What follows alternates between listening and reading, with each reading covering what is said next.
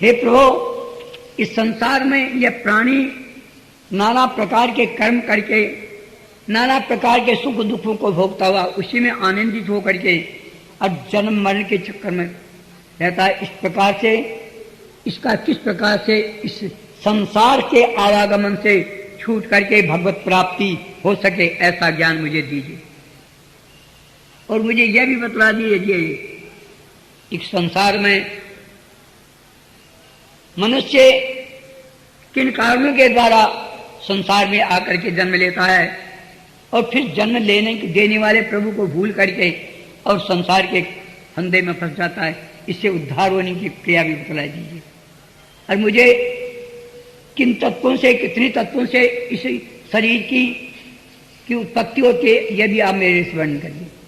और मुझे ध्यान की धारणा की भी वृत्ति बता दीजिए। देवहूति के वचनों को सुन करके श्री कदम जी ने कहा, हे माँ, मनुष्य जन्म सबसे बड़ा है। मनुष्य जन्म को प्राप्त करके और जीवन को व्यर्थ होना जो ये महान पाप है। हे माता जी, उन परमात्मा के चरणों में मन को लगा करके चित्त को एकाग्र करके और जो मेरी भक्ति की जाती है उससे मैं प्रसन्न होकर के उसको मेरी प्राप्ति होती है। हे माता जी, यह जीव जो है माता के गर्भ में प्रवेश करता है। माता के बल से, माता के रस से और पुरुष के वीर्य के द्वारा यह माता के गर्भ में प्रवेश करके और 3 रोज में एक बुदबुदे के समान बनता है।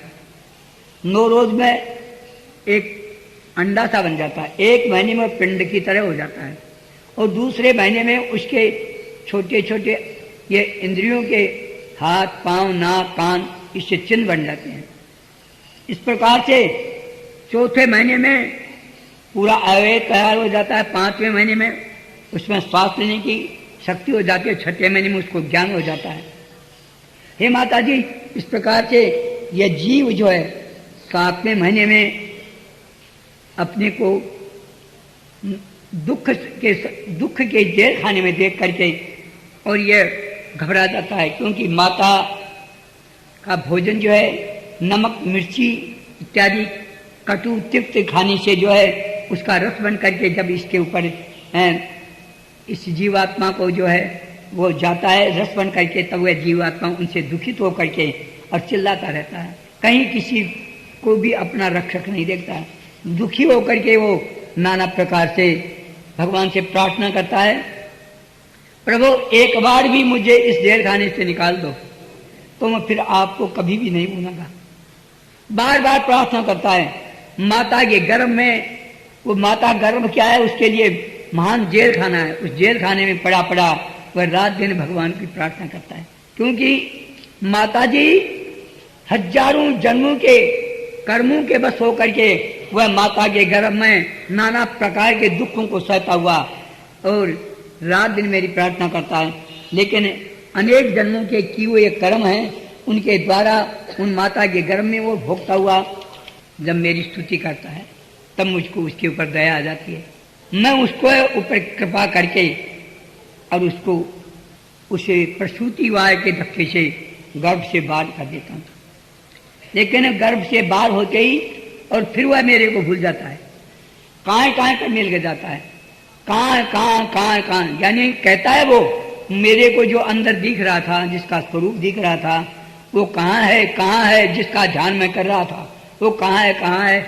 लेकिन माता और अन्य माताएं सोचते हैं कि इसको कोई जानवर खाते हैं अथवा इसको भूख लगी है, इसके पेट में दर्द है, इस प्रकार की वो तो भगवान को देखने के लिए करता है, रोता है और वो उसको दवाएं देनी देती हैं, घूंटी देती हैं, नाना प्रकार की औषधि करते हैं। लेकिन वो हे माता जी, वो चाहता है वो नहीं होता, विपरीत कार्य उससे विपरीत होता है। जो कुछ होता है वो चाहता है वैसे नहीं हो रहा, उसके विपरीत होता है। किसी प्रकार से उसे बचपन के जीवन को कैसे जैसे तैसे करके, क्योंकि उसको ज्ञान नहीं है। जैसे एक कीड़ा होता है, उस कीड़े के समान वह भी एक मक्खी के मच्छर के समान वह एक है, उसको कोई न ज्ञान है।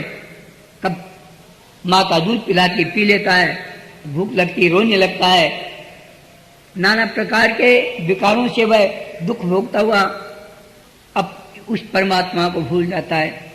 और जब बचपन से वो कुछ बड़ा होने लगता है तब माता पिता उसके नाना प्रकार से लाड़ लड़ाते हैं, उसमें आसक्त होकर के वह माता पिता में आसक्त होता आता है।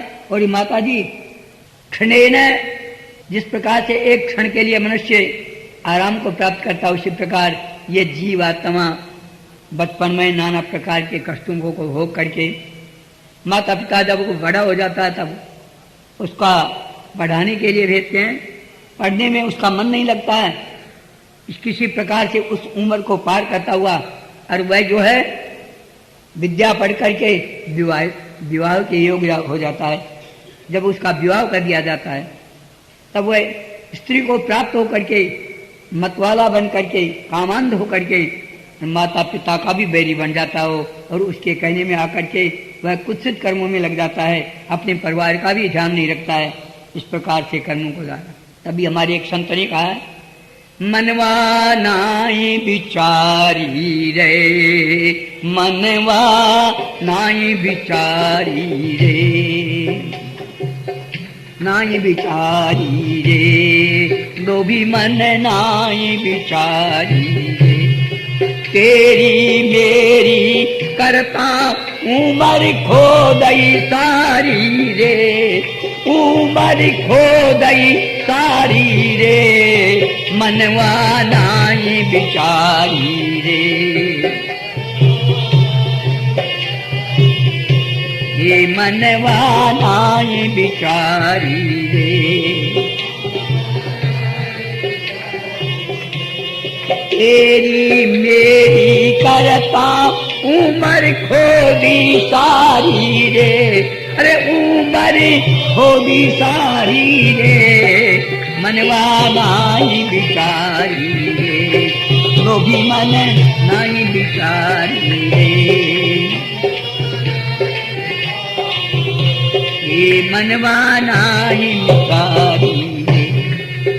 ओ मातु गर्भ में रटूं बिहारी रे, मात गर्भ में कुल किया था रटूं बिहारी रे, मात गर्भ में कुल किया था रटूं बिहारी रे,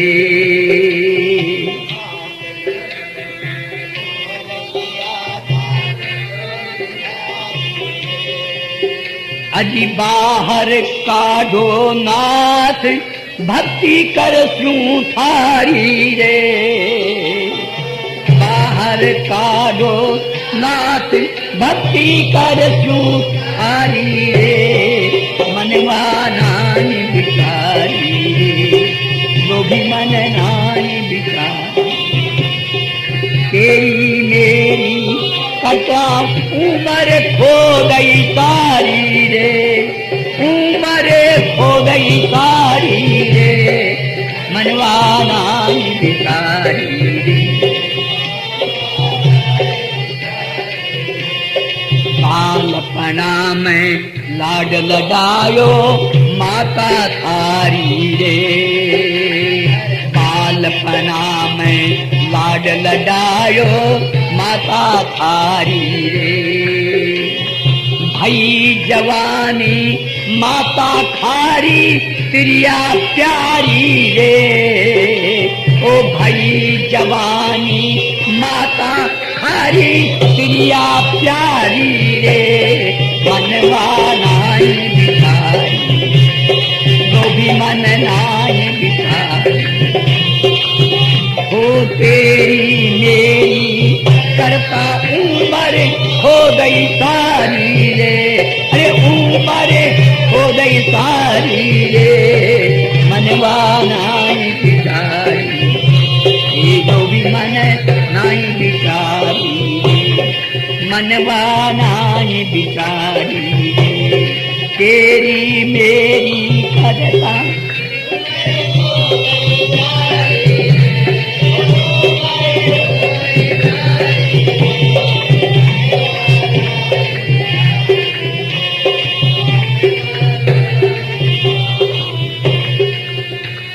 अब तो तू माया में फंस गो बन्यो हजारी रे, ओ अब तो तू माया में फंस गो बनो हजारी रे।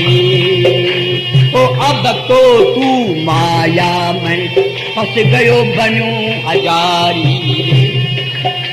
अरे कोडी कोडी हाथर ले तो राड उधारी रे। ओ कोडी कोडी हाथर ले तो राड उधारी रे। मनवा नाई बिचारी रे, वो भी मन नाई बिचारी रे। तेरी मेरी करता उम्र खो गई तारी रे। अरे उम्र खो गई तारी रे।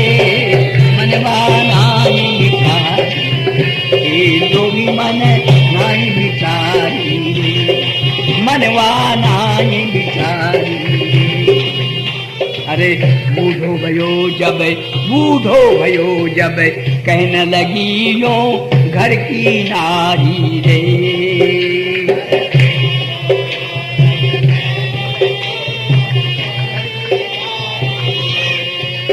अरे बूढ़ो भयो जब, कहने लगी यो घर की नारी रे। अरे कद मरसियो डोंड छूटे गेल हमारी रे। छूटे गेल हमारी रे। मनवा नाई बिचारी, जो भी मन नाई बिचारी। मनवा नाई बिचारी, तेरी मेरी करता उम्र खो